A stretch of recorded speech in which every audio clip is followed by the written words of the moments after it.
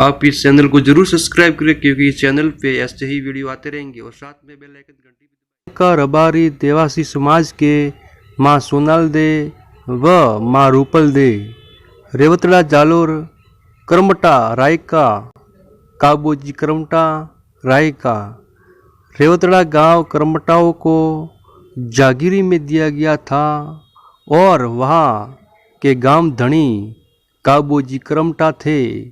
उनके 14 पुत्र और 2 पुत्रियाँ थी। काबोजी का अपने क्षेत्र में अच्छा वर्षव था। उनके पास ऊँट व अन्य पशुधन भी बहुत था। सन 1311 में जालोर के ऊपर हमला किया था जिसमें कानड़ देव व वीरम देव की हार हुई और राज खिलजियों के हाथ में चला गया था। खिलजी सैनिक जालोर राज्य में गश्त करते थे और वहाँ की प्रजा को सती पोसाते थे। एक दिन उन्होंने रेवतड़ा के करमटाओं की पुत्रियों को देखा। उनके मन में विचार आया, गांव हमसे कैसे बच गया, और यह बात उनके सरदारों तक पहुंचाई और उनके सरदारों ने फरमान जारी किया कि अब तो इन्हीं स्त्रियों से विवाह करेंगे। उन्होंने सैनिक रेवतड़ा में भेजे और विवाह का प्रस्ताव रखा और न मानने पर आक्रमण करने की चेतावनी दी। काबोजी को बहुत क्रोध आया, लेकिन उन्होंने धैर्य रखते हुए कहा कि हमें इसके लिए कुछ समय की मोहलत चाहिए। सैनिक प्रसन्न हो गए और इस बात को स्वीकार लिया और कहा कि जितना समय चाहिए ले लो, और वे वहाँ से चले गए। काबोजी ने अपने कुल के भाइयों को बुलाया और यह बात बताई। सभी के अंदर की क्रोध ज्वाला जाग गई और उनसे लड़ने का आह्वान किया, लेकिन उनके भारी सैन्य बल से लड़ना आसान नहीं था। इसलिए उन्होंने योजना बनाई कि वे अपने पास के ठिकानों से मदद लेंगे। इस बात पर सबने सहमति जताई। काबोजी करमटा अपने आसपास के सभी जागीरदारों ठाकुरों के पास गए। उनको ये बात बताई, लेकिन एक भी ठिकाना उनके साथ खड़ा नहीं हुआ और साथ देने से मना कर दिया।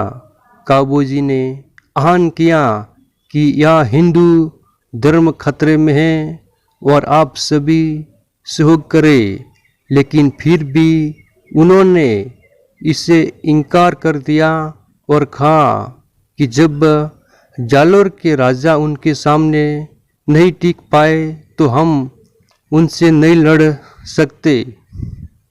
काबोजी घूमते घूमते एक और ठिकाने में पहुँचे जो कि भीमसेन जी का ठिकाना था, और उन्होंने भी ये बात बताई और मदद मांगी। उन्होंने कहा कि मैं आपको सैन्य रूप में तो मदद नहीं कर सकता, लेकिन आपका पशुधन और जो धन धान्य है वह मेरे पास रख दे, जिसकी सुरक्षा मैं करूँगा। काबोजी ने इस बात को स्वीकार लिया और वहाँ से अपने गांव लौट आए और युद्ध की तैयारी में लग गए। एक दिन वे अपने ऊँट को बेरे पर पानी पिलाने ले गए।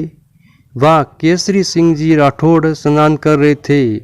जब ऊँट ने पानी पीने के बाद सिर को हिलाया, जिससे ऊँट के मुंह से पानी स्नान कर के खड़े हुए केसरी सिंह जी के ऊपर पड़ा, और केसरी सिंह जी ने कहा, रायका जी, ऊँट को थोड़ा दूर रखो, मैं स्नान करके अभी खड़ा हुआ हूँ। इसलिए काबोजी बोले कि ये तो पानी है, तिल मिलाए हो रहे हो तो रक्त की बूंदे गिर जाए तो क्या करोगे। उन्होंने पूछा कि ऐसा क्यों बोल रहे हो रायका जी। काबोजी ने पूरी बात बताई। केसरी सिंह जी ने कहा कि हम संख्या में कम हैं, हम उनसे लड़ नहीं पाएंगे, लेकिन फिर भी जब ऐसा समय नज़दीक आए तब आप एक बार मुझे इस बारे में सूचना देना। समय नज़दीक आया और विवाह के लिए आतुर पूरी खिलजी सेना रेवतड़ा की सीमा में आई। यह बात सभी क्रमटा बंधुओं और केसरी सिंह जी को भी पहुंचाई। काबोजी व अपने सवदा पुत्र सभी शामिल हो खिलजी सेना की ओर मोर्चा खोला। इस युद्ध भयंकर रक्तपात हुआ। इस युद्ध में काबोजी व उनके 14 पुत्र और कई क्रमटा बंधु और केसरी सिंह जी इस युद्ध में मारे गए।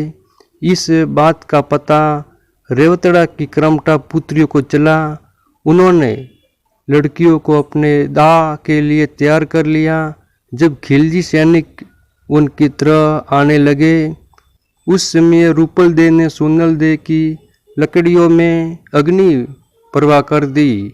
जब खिलजी सैनिक आ गए तो इस समय माँ रूपल दे ने अग्नि कूद कर जोर कर लिया और खिलजी सैनिक देखते ही रह गए।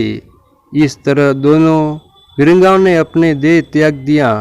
इस इतिहास को पढ़ कर हमारी आत्मा झकझोर उठती है कि हमारे पूर्वज ने कितने बलिदान दिए, कितनी अमर सतीत्व हमारे रायका कुल में उत्पन्न हुए, जिन्होंने अमर इतिहास रचे। धन्य हो क्रमटा कुल जिनमें ऐसे वीर और वीरांगना पैदा हुए। धन्य हो रायका जाति को जिसने कभी विदेशी आक्रांतों के खिलाफ अपनी आत्मरक्षा या स्वार्थ के लिए अपनी बहन बेटियों की बलि नहीं चढ़ाई। रायका समाज अपने इतिहासों के प्रति सजग बने और अपने उन वीर रायका पूर्वजों को याद करे, क्योंकि इतिहास हमें मजबूत बनाता है और हमारी पीढ़ियों को सशक्त बनाता है। जय हो माँ सोनल दे, माँ रूपल दे, काबोजी क्रमटा व अन्य वीर क्रमटा बंधु व केसरी सिंह जी राठौड़ जिनकी मामा जी के रूप में पूजा की जाती है। जय रबारी रायका समाज की जय हो।